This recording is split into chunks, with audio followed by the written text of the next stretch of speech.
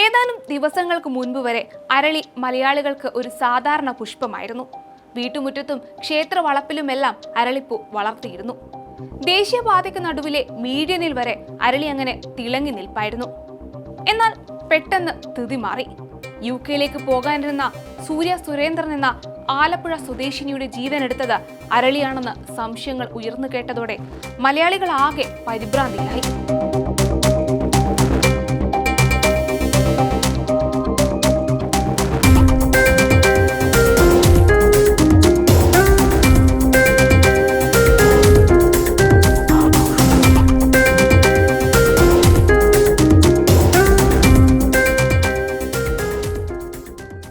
അരളിയിൽ വിഷമോ എന്ന് ചോദിച്ച് ആശ്ചര്യപ്പെട്ടു. വീട്ടുമുറ്റത്തിരുന്ന അരളി ഇത്ര ഭീകരനാണോ എന്ന ചോദ്യം ഉയർന്നു കേട്ടു.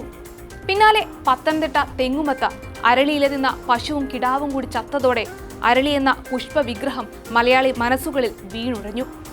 കേരളക്കരയിലെ പുതിയ വില്ലനാക്കാൻ മാത്രം പ്രശ്നക്കാരനാണോ അരളിയെന്ന് വിശദമായി പരിശോധിക്കാം.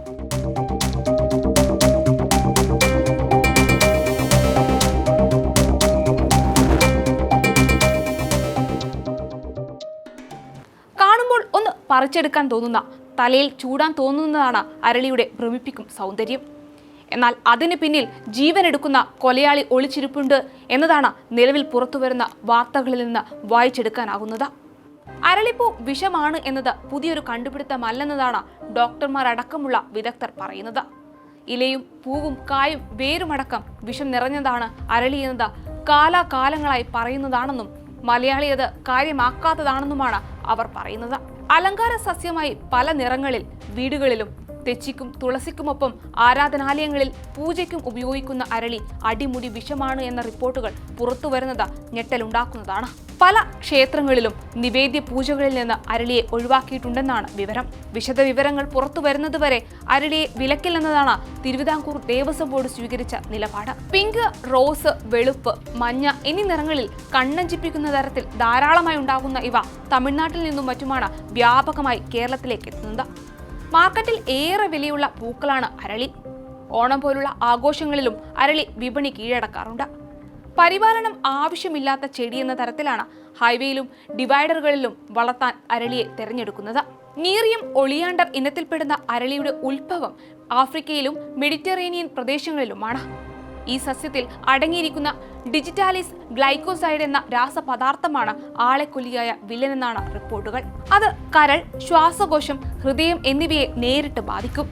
തുടർന്ന് രക്തം കട്ട പിടിക്കുന്ന സംവിധാനം വരെ തകരാറിലാകും. വിഷമുള്ളതാണെങ്കിലും ഔഷധമായും ഉപയോഗിക്കുന്ന അരളിയെ ഉള്ളിലേക്ക് കഴിക്കാൻ ആയുർവേദത്തിന്റെ പ്രാമാണിക ഗ്രന്ഥങ്ങളിൽ പോലും പറഞ്ഞിട്ടില്ല.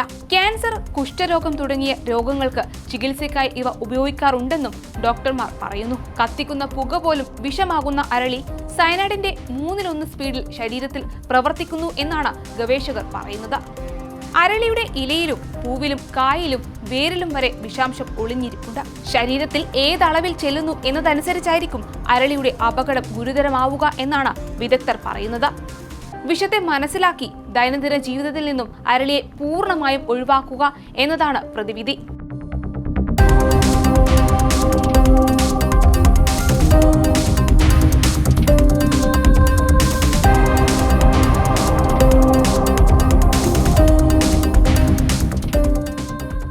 അറിയാതെ പോലും അരളിയുടെ വിഷം ശരീരത്തിലേക്ക് കയറാതിരിക്കാൻ ശ്രദ്ധിക്കുകയും വേണം.